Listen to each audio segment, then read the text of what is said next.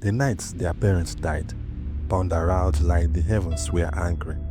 Rain lashed the small village of Umuofia, washing blood and tears into the earth. Chinedu was barely 15, Obinna 13. Their parents had gone to buy goods at Onitsha market, but never returned. A gas-laden trailer lost control on the highway.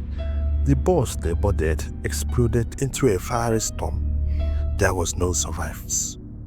That night, in front of their burnt family house, Chinedu took Obinna's small hands, looked into his eyes glistering with tears and said quietly, "I swear before God and our parents' spirit, I will take care of you. I will train you. You will never lack as long as I breathe." Obinna nodded, crying. The vows were sealed, spoken with tears written in pain. Life became a mountain. Chinedu left school to work in a mechanic shop, washing grease engines, pushing cars under the sun. He ate once a day. Every kobo he earned went to Obinna's school fees, books, and uniform. When people mocked him for wasting his youth, he would smile and said, "My brother must become someone, that's all I live for." Years rolled like dried leaves. Obinna finished secondary school, then gained admission to the University of Lagos. Chinedu sold his only motorcycle to pay for the acceptance fee. He slept on bare floor that month, eating garri and sauce water for survival. But when Obinna graduated, Chinedu's chest swelled with pride. "My vow is working," he stated to himself. "My brother will rise, and rise he did." Lagos embraced Obinna like a long-lost soul. He was smart, bold, and charming, the kind of man who could talk money out of stone. He started a phone accessories business. Within a few years, he became an importer. Soon, his name rang across markets. Obinna Global Enterprises. He bought cars, built mansions, and married a banker. In Umuofia, Chinedu's hair turned grey earlier. He still lived in a small room behind his mechanic shed. His clothes faded, hands cracked from years of labor. But whenever neighbors asked, "Your brother know they remember you again?" Chinedu would smile faintly. He is busy. God is blessing him. One day he will remember. He never spoke with bitterness, only quiet hope. It happened 5 years later. One Harmattan afternoon, a convoy of SUVs rolled into Umuofia. Dust filled the air. Obinna stepped out in designer's clothes, gold chain shining on his neck. The villagers gathered in surprise.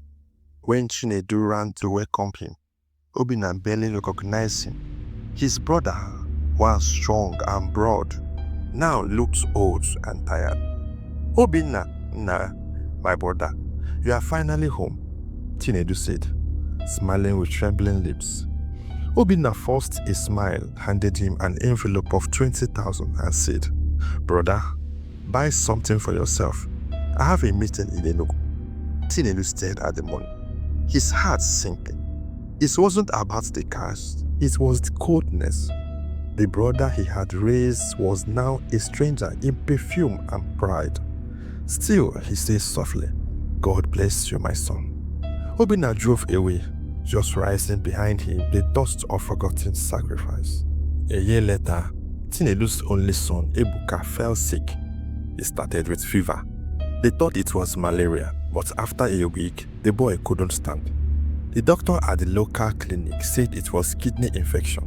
They needed 40,000 for tests and treatment. 40,000. Chinedu checked everywhere, sold his tools, borrowed, begged, but he could only raise 17,000. In desperation, he took a night bus to Lagos.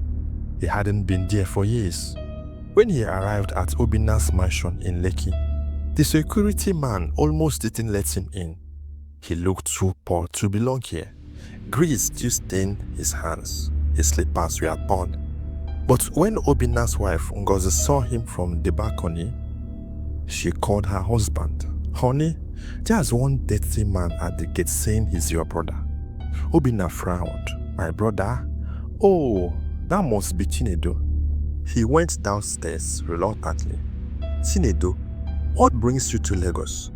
Chinedu's voice shook. Obinna, my son is dying. He's in the hospital. I need 40,000 naira to complete his treatment. Please, help me. Obinna sighed deeply, like a man disturbed at the wrong time. Brother, things are rough. I just paid for new goods from China. I don't have any liquid cash now, maybe next month. Chinedu fell to his knees. Please, Obinna, I beg you in God's name. They said he won't last till next week. But Obinna's face hardened. Stand up, you are embarrassing me. My wife and children are watching. Don't worry, I will send something later. He turned and walked away. The gate closed slowly. Obinna stood outside, tears mixing with dust on his face. He waited for later, and it never came.